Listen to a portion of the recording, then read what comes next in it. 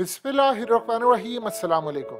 देखिए, अमेरिका ने जो पाकिस्तान के खिलाफ स्टेटमेंट दी है न्यूक्लियर पर, आप इसको कोई छोटे लेवल का काम ना समझिएगा। आप जानते हैं कि इससे कितना नुकसान हुआ है उन लोगों का जिन्होंने रजीम चेंज में अमेरिका की मदद की थी। उनका तो सारे का सारा बयानिया पिट गया है। यानी इस हुकूमत का जो अमेरिका की मदद से आई थी, वो तो अब दुनिया को ये कह रहे हैं कि यार ये हुआ क्या है। आप इमेजिन कर लें ज़रा कि बिलावल ने यहाँ तक कह दिया है कि मैं हैरान हो गया हूँ कि ये स्टेटमेंट अमेरिका ने क्यों दिया और कहा जी हम अमेरिका के सफीर को तलब करेंगे।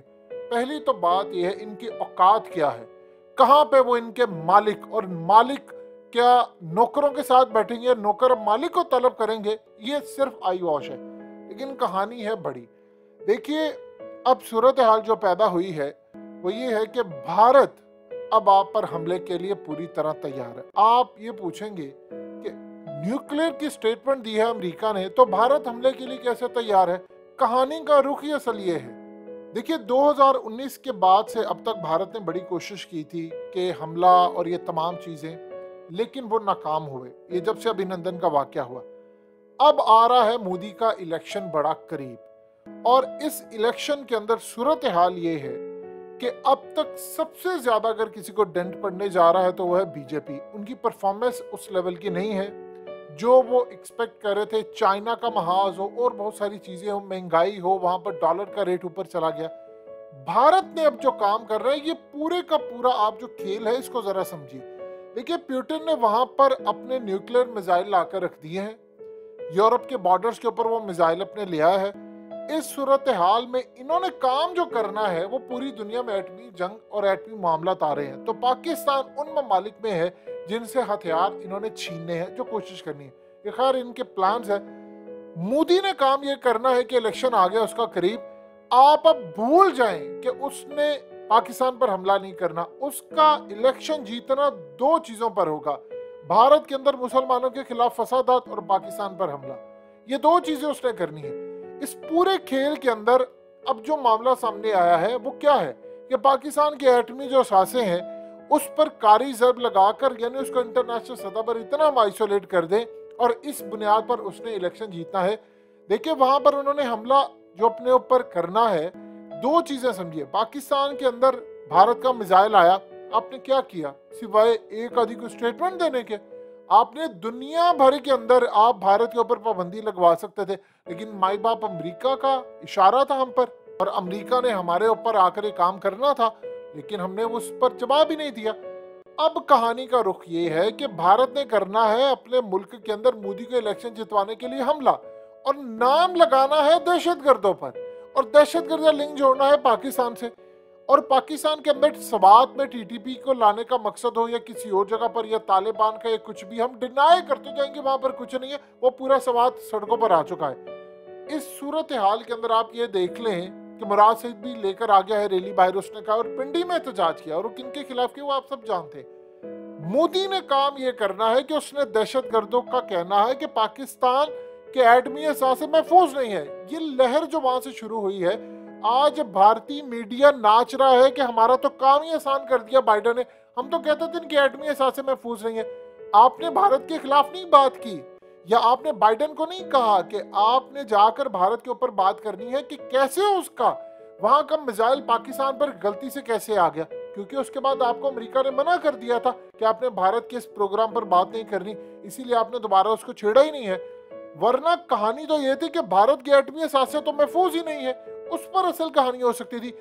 अब ये हमला करेगा भारत आप पर, सबसे पहले वो अपने मुल्क में हमला करवाएगा, उसका कनेक्शन जोड़ेगा आपके साथ, फिर वो आप पर हमला करेगा, और कैंपेन ये चलेगी कि वहां पर दहशतगर्द आ गए, पाकिस्तान में टीटीपी और दूसरे बीएलएन के थ्रू हमले करवाए जाएंगे, और कहा जाएगा कि देखो दहशतगर्द पाकिस्तान के ऊपर छा गए हैं, भारत पर भी हमला हो रहा है, लिहाजा ये इस काबिल नहीं है कि अपने एटमी असासों को बचा सके, ये मुल्क डिफॉल्ट करने जा रहा है। अब ये जितनी मर्जी कोशिश कर ले, अमेरिका ने आईएमएफ के थ्रू पाकिस्तान के ऊपर कड़ी शराइत रखनी है।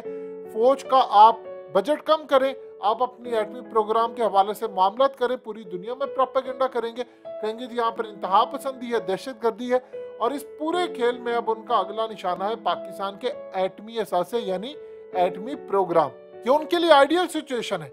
आज से पहले कभी पाकिस्तान के हालात इस लेवल पर नहीं है कि आप डिफॉल्ट होने के करीब आ जाए। बिल्कुल हम इस वक्त डिफॉल्ट होने के करीब आ गए हैं। यहां पर एक चीज आपने नहीं भूली, नजम सेठी ने कहा था कि अमेरिका ने पाकिस्तान से अड्डे चाहिए, उन्होंने पाकिस्तान के एटमी प्रोग्राम पर नजर रखनी है और इस मकसद के लिए अब वो पाकिस्तान आना चाह रहे। अब यहां पर वो आकर कहेंगे कि देखिए होगा क्या, कैंपेन चलेगी।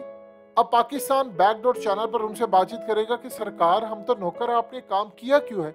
आज आपको समझ आ रही है कि इमरान खान जैसा लीडर होता तो आपसे बात न कर दी। वो बदले में ये कहेंगे कि आप हमें अड्डे दें, हमें अड्डे दें ताकि हम आपकी असासों या इस प्रोग्राम पर भी बातचीत ना करें। ये 2-3 चीजें उन्होंने इकट्ठी करवाई है, एक तीर से उन्होंने कई शिकार करवाए। भारत के लिए राह हमवार कर दी, उसके अलावा वहां पर हमला करने जा रहे हैं और सबसे बढ़कर अब उनको चाहिए अड्डे। और इमरान खान का उन्होंने रोकना है रास्ता और वो पाकिस्तान पर प्रेशर डाल रहे हैं अपने मोहरों के ऊपर कि आपने इमरान खान का रास्ता रोकना है, मुझे वो बंदा काबिल कबूल नहीं। आप एक बात बताइए, अमेरिका चाहेगा कि जिसको उसने निकाला है वो बंदा दोबारा इख्तियार में आ जाए और आए भी 2 तारीख सीरियत के साथ और वो आकर अमेरिका को गले से पकड़े।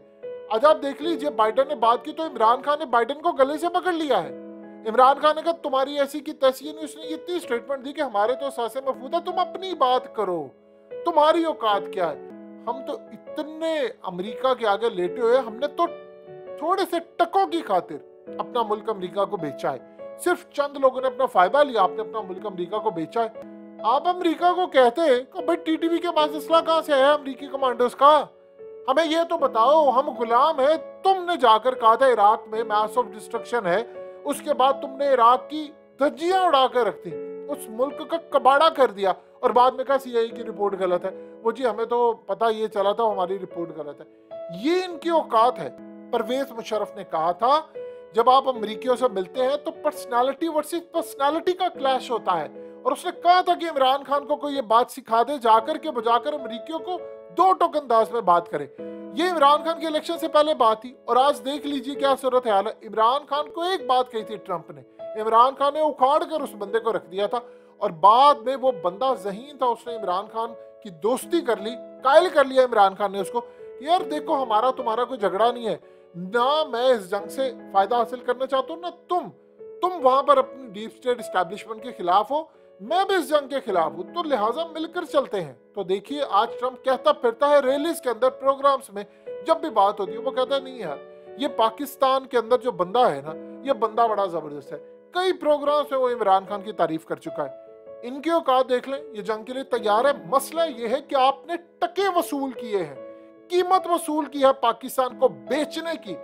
जिन्होंने वसूल की है सबको पता है कि किन्होंने पाकिस्तान को बेचने का माल वसूल किया है। तो लिहाजा इस सूरत हाल के अंदर चीजें किस जानिब जा रही हैं ये आप अच्छी तरह समझ लें, तैयारी पकड़ लें। भारत के लिए सुनहरी मौका है, उसने इलेक्शन जीतना है मोदी का, और सबसे बढ़कर वहां पर हमले की पूरी तैयारी पहले ही कर चुका है। वो आ रहा है आप पर हमला करने के लिए और अमेरिकी सदर का ये बयान उन्होंने राह हमवार कर दी है।